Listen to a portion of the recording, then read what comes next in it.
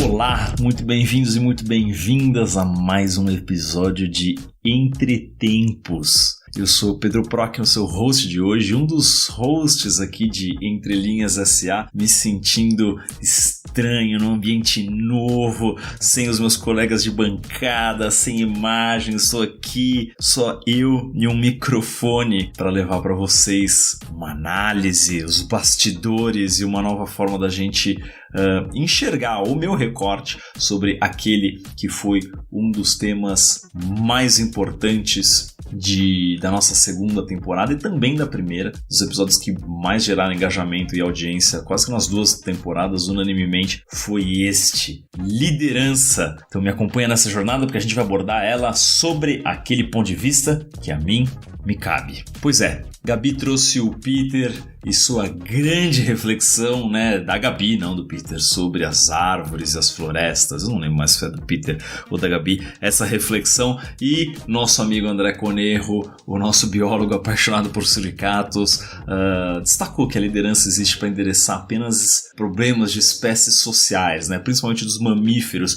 E aí falou dos elefantes e dos babuínos. Se você não escutou, vale a pena voltar aqui, tanto na sua plataforma favorita para nos escutar ou nos assistir e ver ou escutar os episódios deles.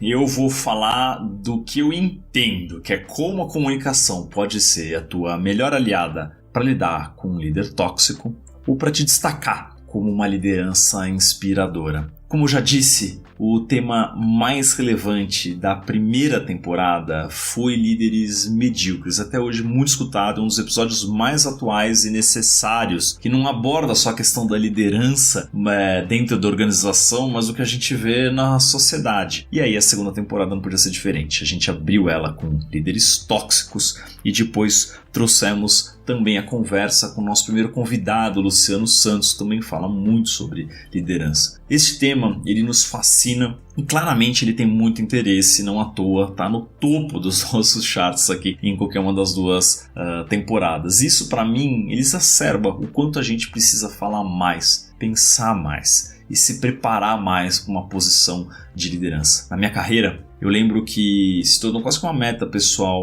me tornar líder, ter uma equipe, um time para gerenciar.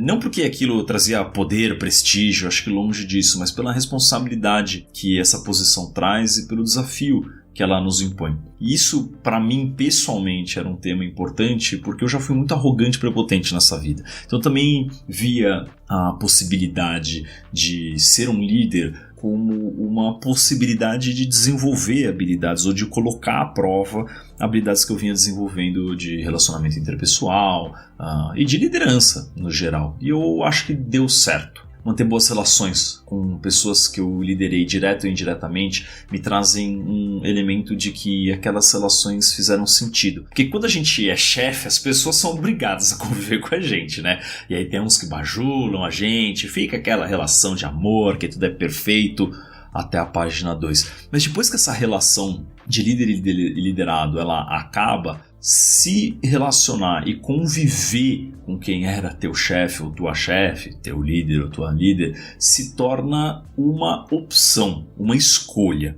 E é aí que tudo se difere. E é para mim nessa relação, quando a gente escolhe estar próximo de pessoas, que significa minimamente que aquela relação foi saudável e fez sentido para todo mundo.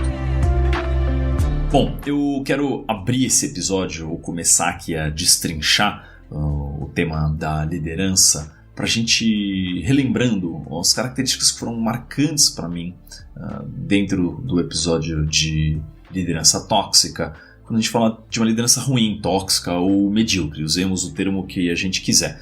E a primeira delas é que todo líder tóxico ele é narcisista, mas que nem todo narcisista é um líder tóxico. E líderes narcisistas, eles usam a sua comunicação para envolver, encantar as pessoas e com isso controlar as pessoas. esse traço do narcisismo com a toxicidade e o como a pessoa se relaciona é uma primeira característica, acho que bastante importante. A gente tem muitos narcisistas por aí.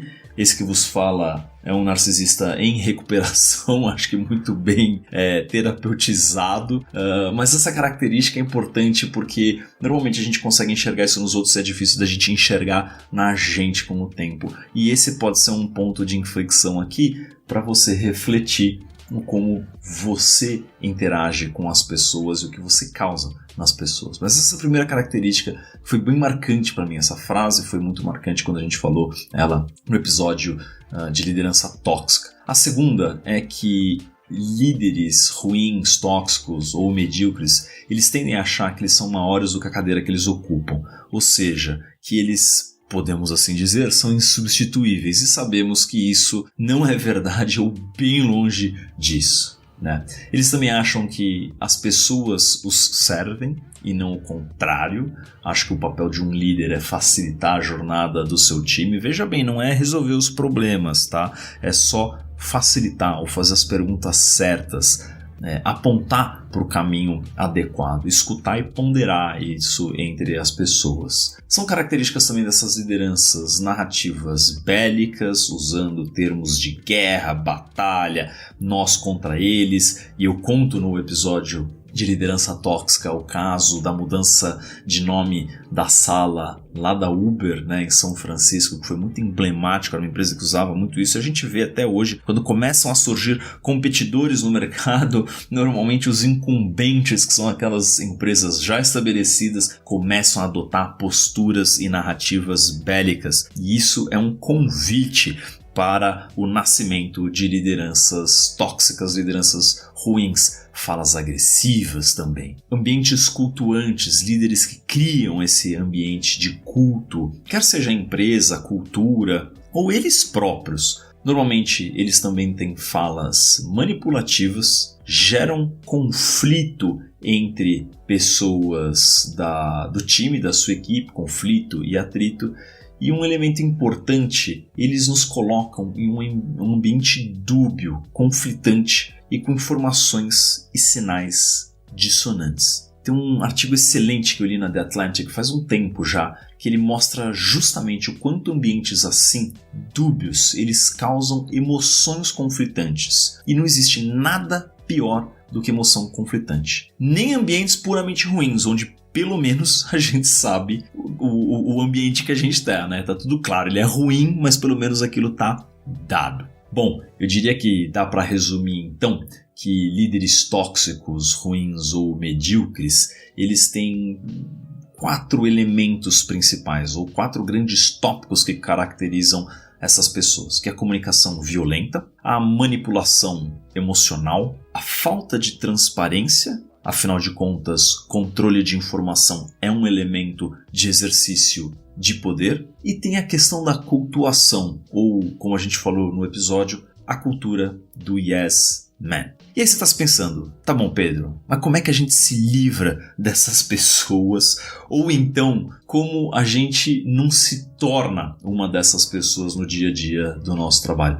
E antes da gente começar, para lidar com pessoas assim puramente usando a comunicação é algo difícil. As dicas que eu posso te dar para lidar com pessoas assim são: primeiro, não entra na pilha dessas pessoas ou na pira dessas pessoas. Tenta manter o pé no chão. Calma, isso vai exigir mais de você, é verdade, mas é um elemento importante. Quando a gente se autorregula, se controla e não entra naquela paranoia, naquela pilha, aquela doideira que essas pessoas causam, já é um grande primeiro passo que diminui o quanto de carga emocional a gente vai absorver daquilo. A segunda coisa é fazer perguntas claras e objetivas quando você tiver dúvida. A gente falou que às vezes vem informações dúbias, às vezes há um controle de informação, então faça perguntas claras e objetivas para ter as respostas que você precisa para desenvolver o seu trabalho. E principalmente, garanta que você deixe explícito em cada conversa os combinados e as expectativas que foram definidas. Quase que fazendo um checklist no final da conversa. Tudo bem, então a gente falou isso, eu fiquei responsável por essas coisas, essas outras coisas ficaram com você e a gente se compromete a fazer isso em X prazo ou X tempo. não vai resolver todos os seus problemas. E na pior das hipóteses, vai te dar um excelente proxy de que sim, você está lidando com um líder ruim. Mas pode ser que eles te ajudem a navegar melhor esse ambiente. E vamos lembrar de uma coisa que o André disse no episódio de líderes tóxicos. Que líderes que comunicam em excesso, demais, eles no máximo vão ser considerados líderes chatos. Agora, os líderes que comunicam de menos, eles causam insegurança, incerteza, estresse por desalinhamento e falta de contexto. E eu quero relembrar você também de um dos estudos que foi um dos que eu mais gostei e mais me agarrei ao longo dessa segunda temporada, que é o estudo do World Economic Forum, que mostra que as características mais importantes para o mercado de trabalho para os próximos 5 anos, ou seja, 2025, 2030, são todas ligadas com relações interpessoais, que em essência são uma forma de comunicação, e a comunicação propriamente dito. E para além disso e do que a gente já falou, muitos líderes que nos comunicam também, eles acabam gerando retrabalho, frustrações, conflitos, tornam as operações mais onerosas ao serem ineficientes. Eles acabam não entregando as coisas que eles precisam no tempo correto, ou se entregam, isso tem um custo de pessoas muito elevado. E sim, gente, eu sei, fazer o certo é muito mais difícil. Agora, líderes conscientes entendem que a ascensão e hierarquia não são correlacionadas com autoconhecimento e desenvolvimento pessoal. E esses são os dois principais e primeiros elementos que eu destaco. Eles não são diretamente comunicação, mas eles também são. O autoconhecimento interfere diretamente na maneira como a gente se comunica, no tom de voz, na nossa postura corporal, nas nossas expressões faciais, e tudo isso comunica muito. Eu estou cansado de abordar isso em todos os treinamentos que eu faço com lideranças de empresas. O nosso corpo, dependendo da situação, ele comunica mais do que as próprias palavras que a gente está dizendo. Por isso é tão importante a gente se conhecer e às vezes até se olhar no espelho quando a gente está preparando um discurso ou até um feedback. Para dar as dicas de comunicação para se tornar um líder inspirador, eu parto da tríade da confiança da Frances Frei, que é outra pessoa que eu adoro, uma professora da Universidade de Harvard, tem TED Talk dela no YouTube, tem livro para você ler se quiser também. E a tríade da confiança ela é baseada em uma tríade composta por lógica, autenticidade e empatia. E vamos quebrar isso, dentro da comunicação. Tá bom, mas o que significa? Uma comunicação lógica é uma comunicação que faz sentido, que ela é simples de acompanhar. Ela diz o que precisa ser dito de maneira clara. Ela é concisa, não é prolixa, por exemplo. Ela é uma comunicação que eventualmente exemplifica, dá exemplos concretos ali.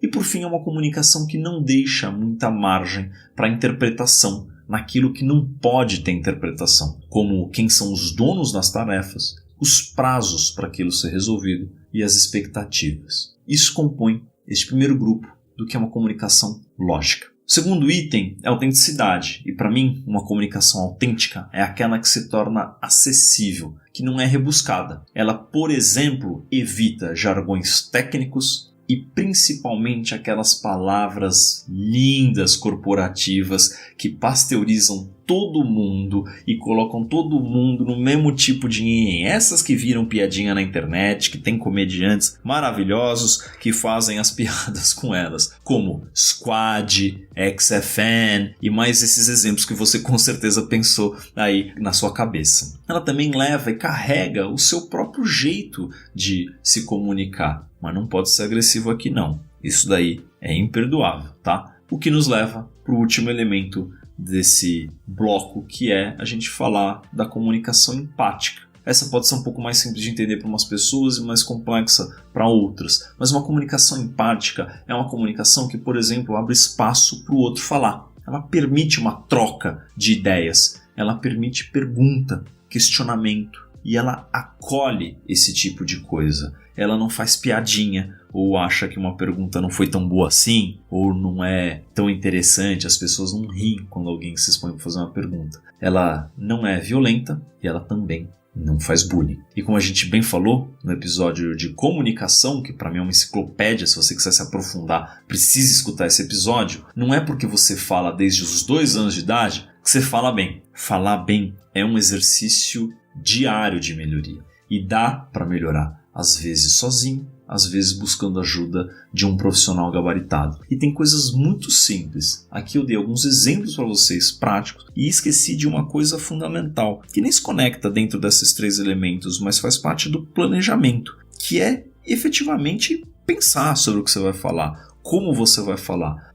Hoje, para mim é muito simples organizar essas ideias na cabeça, criar as minhas fichas mentais, e por aí vai. Mas para outras pessoas isso é mais complexo. Então pegar papel e caneta e pensar nos elementos que você precisa abordar numa conversa, quais são os objetivos daquela conversa, o que você quer que a pessoa lembre e quais são os itens que você precisa endereçar naquela conversa, isso ajuda a liberar espaço na tua cabeça para ir navegando aquele diálogo e lembrar tudo o que você precisa cobrir.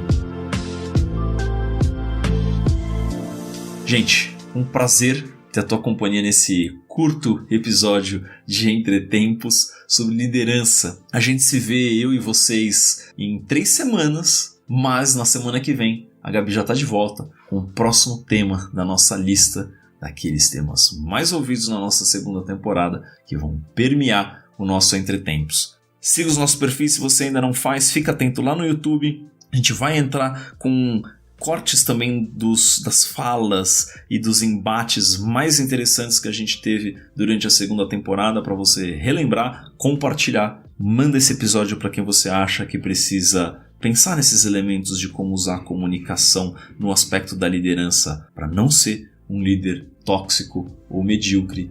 E a gente se vê daqui 3 semanas. Você não perde por esperar.